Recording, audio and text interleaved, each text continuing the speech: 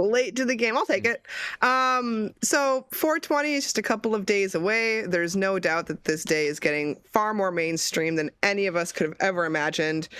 And so much so that large-scale nationwide brands are tapping in, hoping to capitalize. This story comes from Kara Wheatstock, my senior content producer at Green State. Shout out to Kara. Fast food is going to pot en masse this 420.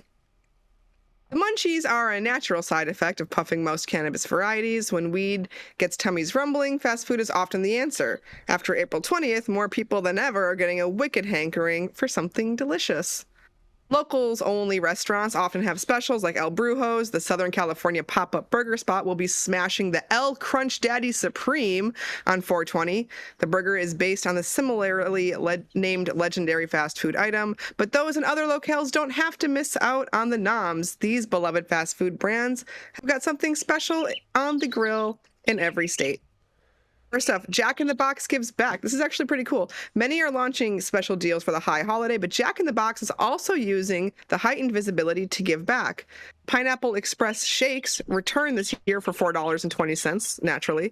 Grab one from April 19th to 21st, but that's not all. Everyone's favorite clown in a suit brought back the Pineapple Express air freshener. The air freshener costs just $2, and 100% of the proceeds will go to Jack's Community Grants, which distributes funds to nonprofits focused on educating, inspiring, and feeding young people. It is only available for a limited time and features a tropically scented Jack in the Box wearing a pineapple as a hat. Cute. Jack in the Box has marketed to cannabis lovers for years. They were one of the first to acknowledge the natural connection between hitting the drive-thru and smoking weed through marketing promotions and partnerships with weed icons like Snoop Dogg. But this year, lots of national fast food chains are joining the party. Over at Del Taco, order 8 snack tacos for $4.20 Friday to Sunday. Those caught hungry without a designated driver can skip the drive-thru and enjoy a $0 delivery fee for any order over $15. If shakes and tacos aren't the vibe, how about wings? Chicken lovers rejoice. Wingstop created an all-new flavor for the weed weekend.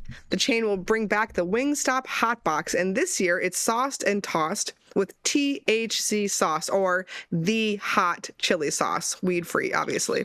And aside from the special sauce, each box includes a chicken sandwich of the customer's choice, as well as an 8-piece of wings or 3 tenders. This special is available starting Thursday, April 18th, that's today, until the 21st or while supplies last. But Jimmy John's, folks, is going above and beyond. They rank the highest this year, no pun intended, with the deliciously dope dime bag. This offering differs from the others because it's a full weed kit, complete with food, merch, and cannabis accessories, if you can believe it.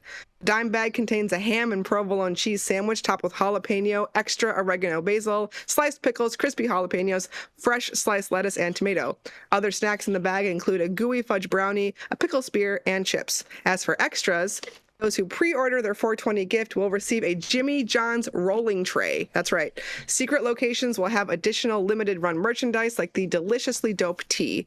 The Deliciously Dope offering is only available from participating stores. Get one for $10 by using the promo code DIMEBAG, all caps, at checkout.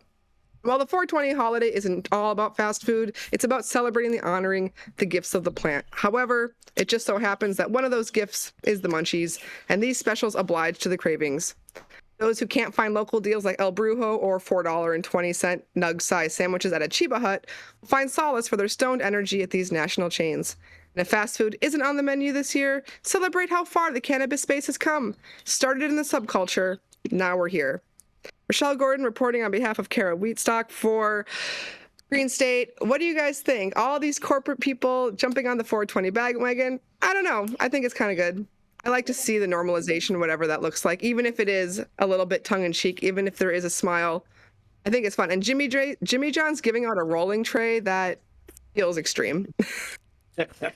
Well, Jimmy, I love this story, and I agree with you, Rochelle. Jimmy John's, so Jimmy Leotard, he is from Chicago suburbs, and I would not be surprised if he was like in with a bunch of the MSOs out there in Chicago, and they gave some ideas on this. He has said that he used to smoke weed and drink just beer all the time when he was younger, even though he has had some very, very questionable comments over the years about cannabis legislation. But I can see him going in and getting in and having some deals out. out with these MSO owners, Bo Wrigley specifically. On the Chicagoland area, follow the money. Yeah, I love these deals. I think these deals are fantastic. Now I can't eat any of that stuff, but I'm interested in the merch and like the rolling tray that you mentioned, Rochelle, and the other little merch bag that they're gonna have of accessories. I feel like that's gonna be like classic Americana nostalgia over the years, and ultimately it'll probably be selling for a high value one day on eBay. That's Maybe, very limited good edition point. products. Cop the merch Sounds always. like a natural progression here of businesses to me. I mean, it's no longer a pejorative to think about smoking a doobie and having a burger or a taco, okay? It's gone way past that, so why not do this and bring people in? I mean, the people who object to this are never going to be on our side anyway. And you're right.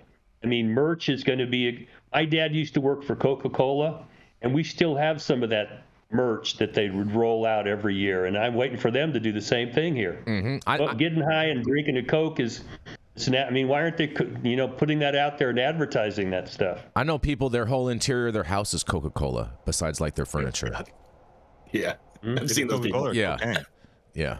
It's very festive over there. And I'm not even gonna lie, you still have some of that merch from your working. It might be worth some money. To be perfectly honest with you. Oh, it's all worth a lot of money. You still have it. Yeah, it's all worth a lot of money. It could be worth a lot of money. To be honest with you. Yeah, no, 100%. We still got the Coke machine that was in our backyard. So, now that's a lot of money too. Does it still work, Dale? But, it's not right now because it hasn't been, serviced in a while. But we had it gone through and revitalized. So at some point it was. Just all getting old. It's like, let's dump some of this shit and make some money. Yeah. I would assume like the majority of these owners and these business owners are Republicans, like most of them are. It's just a shot in the dark. But, I would think, these Republican legislators would take the same lead. This is going to make you money.